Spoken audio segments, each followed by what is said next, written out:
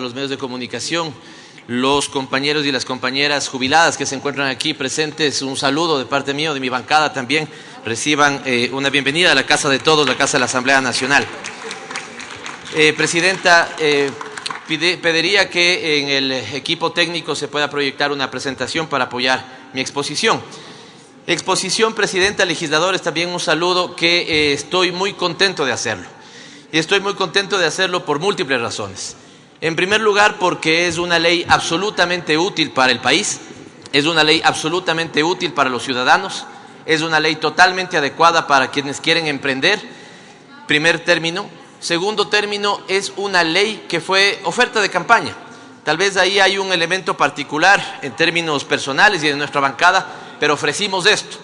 Muchas veces, y esto podría incluso conectarse con la discusión del día de ayer, muchas veces creemos que la simple existencia del incentivo genera el estímulo para una actividad. Pero lo que suele acontecer, Presidenta, legisladores, es que en muchas ocasiones los trámites que nos permiten o nos impiden llegar al incentivo hacen que éste se active o no. Con lo cual, esta ley también es importante en ese sentido, y así es que, cumpliendo la oferta que le hiciéramos al pueblo ecuatoriano, nosotros como bancada estamos entregando esta ley que es de gran utilidad a la ciudadanía. Y en tercer lugar, contento porque refleja el trabajo de una comisión que ha trabajado de manera responsable, armoniosa, con debate de altura, con debate técnico, y que permite que en este momento presentemos al Pleno de la Asamblea Nacional un proyecto de ley que en pocas horas ya no será solamente proyecto, estará ya de alguna u otra manera aprobada con nuestra votación y pasará para el trámite en el Ejecutivo del veto, a cual esperamos que realmente no haya sino mejoras, ojalá de forma, y si es que así se quisiera, algunos avances en materia de disminución de trámites. En ese sentido, Presidenta, me valgo de la presentación para decir lo siguiente. Este fue un proyecto que ya fue enviado en la legislatura anterior por el presidente Rafael Correa. Tenía 3 disposiciones generales, útiles las 3, pero en el trabajo legislativo de la comisión hemos generado otra ley, y una ley mucho más fuerte, mucho más potente. En este momento tenemos 36 artículos, 9 disposiciones reformatorias, 11 disposiciones transitorias, 5 disposiciones generales y 2 disposiciones derogatorias. Del primer debate, que fue un debate rico, fructífero, varios de los asambleístas nos han hecho conocer sus observaciones, tenemos 13 mejoras, 13 ajustes para el segundo debate. 5 en el articulado de ley, 4 en las disposiciones generales y 4 en las disposiciones reformatorias. Antes de poder explicar al Pleno de la Asamblea cuáles son los ajustes para el segundo debate, sí quiero recuperar que en su contexto global esta ley tiene al menos 20 beneficios al ciudadano. Señalo 10, tal vez los principales, pero digo esto, asambleístas, porque en el momento que esta ley sea apropiada por todos, valdría la pena que salgamos a hacer vocería de una buena noticia que le da la Asamblea Nacional al país. ¿Cuáles de esos 10 beneficios al menos son los más importantes? Ya no puede haber un ministerio que por el simple hecho de querer crear un trámite lo pueda hacer. Todo trámite solo podrá ser hecho por ley, por decreto o por ordenanza. Se crea un sistema de compensación de deudas entre privados y el Estado, una cosa que es importante, fundamental, para que si en algún momento el Estado tiene una deuda con algún proveedor, por ejemplo, y este proveedor tiene una deuda tributaria con el Estado, pueda haber un mecanismo de compensación entre ellos. Se obliga a la existencia de una plataforma de pagos electrónicos. Espero que no les haya pasado lo que algunos ciudadanos decían que les ha pasado. Desarrollan el proceso en línea de un trámite y el momento que quieren pagar resulta que no, que tienen que imprimir lo que han avanzado hasta ese momento, ir a la ventanilla de un banco y hacer el pago respectivo. Esto ya no sería así. La obligatoriedad de que los trámites sean en línea y que estén acompañados de una pasarela de pagos para que también se pueda culminar el trámite y su pago en línea. Se dispone la publicidad de trámites y requisitos, la publicidad de trámites, requisitos y procedimientos. ¿Qué quiere decir esto? Resulta que yo como ciudadano voy mañana a una institución y me dicen que el día de ayer ha cambiado el trámite. No, primero tiene que estar publicado, y si el día de ayer cambió el trámite no me pueden atender entonces con el nuevo. Si a la ciudadanía no se le ha dado el tiempo perentorio para informarle de un nuevo trámite, entonces esto es lo que está obligando esta ley. Se utiliza de manera obligatoria la información que reposa en el sistema de registro de datos públicos. Es inconcebible asambleístas que aquí mismo, cuando nosotros nos estábamos posesionando, nos pidan copia de la cédula a nosotros, o cuando un funcionario, un ciudadano va a hacer un trámite determinado, le pidan copia de la cédula, y hay que tener suerte que le piden a color o en blanco y negro. Esto no tiene que ser así.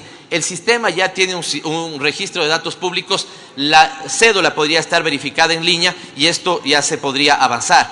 Mecanismos de calificación del servicio. ¿Qué pasa si me dan un mal servicio? ¿Simplemente esto queda ahí? No, yo puedo calificar si me han dado el servicio, si ha sido bueno, malo, excelente, regular. Y esto, de alguna u otra manera, se concatenaría con mecanismos de sanción para el funcionario que entregara mal servicio a la ciudadanía de manera reiterada. Si se crea un nuevo trámite, se tiene que suprimir otro o varios. Esta es una ley este es un mecanismo que ya funcionó en México, se lo llamaba 2x1. Si alguien quiere crear un trámite, de acuerdo, pero inmediatamente elimina otro o más trámites, ¿no es cierto?, para no aumentar la carga administrativa al ciudadano. Los trámites que no se justifican en un plazo determinado se suprimen, es decir, lo que está planteando esta ley es que todas las entidades públicas tengan que presentar cuáles son sus trámites y justificarlo. Si, por ejemplo, me invento el Vidubi, no justificaría un trámite porque no encuentra razón de ser, la ley permite que se derogue inmediatamente ese trámite que no ha sido justificado. 9. Plazo perentorio para los GAT para que resuelvan solicitudes pendientes sobre proyectos inmobiliarios. Claro, esto está una transitoria para que esto corra hasta diciembre del 2017. Pero ¿qué ha pasado con los promotores inmobiliarios? Tienen metido un trámite en algún GAT y este GAT va 5, 6, 7, 8 meses sin darle una respuesta. Aquí debería aplicarse, siguiendo lo que ya dice la normativa pertinente sobre silencio administrativo para que se pueda entender que la aprobación ha sido dada. Simplificación de trámites también para la disolución y liquidación de compañías. Era absolutamente vergonzoso que un emprendedor, yéndole mal en su emprendimiento, además tenga que hacer un trámite y un galimatías la liquidación de ese emprendimiento, de esa compañía. Ahora bien, ¿qué mejoras hemos hecho acogiendo los debates en la mesa, acogiendo algunas observaciones planteadas en el primer debate del Pleno y algunas reuniones que hemos tenido, además de oficios enviados por algunos asambleístas? Primero, la no duplicidad. Se incorpora como principio, en el sentido de que si yo entrego información de un trámite al Ministerio de Educación en una dependencia, no me pueda otra dependencia del mismo ministerio pedir que le entregue esos trámites, porque se estaría dando un principio de duplicidad. Si yo le entregué al Ministerio de Educación una documentación para hacer un trámite, es obligación que el Ministerio de Educación le pase a la otra unidad esa información y no que me tengan a mí como ciudadano que volver a pedir. Hemos hecho una mejora en el sistema de compensación para que se agreguen también como mecanismos de compensación, se extienda a tributos retenidos o percibidos. Esto hace más potente el sistema de compensación, que es la idea que había sido discutido en el Pleno. La regulación de los trámites en línea. Se dispone que el trámite en su totalidad, no puede ser también que una institución nos venda como un avance que la mitad del trámite está en línea, que usted ya puede consultar en línea, pero no puede pagar la multa en línea, que usted puede de alguna u otra manera requerir una parte del trámite en línea, pero no lo hace todo. La totalidad debería estar en línea y, como les decía, no cabe que si yo hago el trámite en línea, al final tenga, por ejemplo, que imprimir la boleta que da cuenta de la finalización del trámite para que se entienda como finalizado. Si está en línea, todo debería ser en línea. Al articulado, la mejora número 4 que hacemos es la obligación de las entidades de que publiquen los horarios, la identidad de los funcionarios a cargo de informar y asistir a la gestión de trámites y los mecanismos que permitan conocer el estado del trámite. Cuidado, y también creemos que todo debemos llevarlo a gobierno electrónico o a la sociedad de la información. Tenemos muchachos de 20 años que pueden hacer un trámite totalmente en línea, pero tenemos una persona de 67 años que necesita hacer un trámite y tal vez no está familiarizada con hacer todo el trámite en línea. Por lo tanto, es obligación de la entidad que, además de presentarlo en línea, tenga en los sitios de atención personas que orienten y faciliten la elaboración del trámite, con lo cual el ciudadano puede saber de qué horario. Esto es obligatorio, parecería ser que es una cosa que no deberíamos regular, pero debemos regularlo, en qué horarios esa dependencia está atendiendo, quiénes son los funcionarios a cargo de la atención y presentar la asistencia debida. En las disposiciones generales hacemos los siguientes ajustes, y esto es presentado incluso por algunos asambleístas. Presentación y archivo de la información. Se regula la forma de presentar información también a la Contraloría General del Estado y la manera de archivarla entre las entidades públicas. Y esta ley pretende que se corrijan conflictos normativos. Muchas veces lo que pasa es que la Contraloría podría pedir un documento de una forma, pero resulta que la entidad de control no tiene registrado la información de la misma forma. Y además, si hay mecanismos que dan cuenta de la fiabilidad de un documento, entonces que se puedan presentar de las dos formas, tanto física como de manera, digamos, electrónica. Un elemento fundamental es la liquidación de becas. El título debidamente apostillado, legalizado o acreditado es un documento suficiente para la liquidación de becas. Muchas veces, como las becas suponen la entrega de dineros públicos hacia el becario, también hemos tenido temas de becarios que tienen que hacer un galimatías con la Contraloría General del Estado para dar cuenta de la liquidación de su beca. En este sentido, ya simplemente el título apostillado, legalizado y acreditado se entenderá como el documento que permite la liquidación de las becas. Asambleístas, tenemos lo que debería ser la entidad más moderna del país, suele ser una de las entidades con mayores retrasos, y me refiero a eso, al registro oficial. Por eso estamos planteando que se den reglas, que se apoye de alguna u otra manera, en forma normativa al menos, la informatización de los servicios del registro oficial. De alguna u otra manera, incluso somos dependientes de plataformas privadas para acceder a la información que tiene el registro oficial, cuando debería inmediatamente una ley aprobada publicarse diligentemente en el registro oficial. Ajustes también tenemos en las disposiciones reformatorias. Y el primer ajuste que tenemos es el objeto a las compañías. Aquí es posible que tengamos un debate, pero hemos acordado el texto más pertinente en la estructura global del ordenamiento jurídico nacional.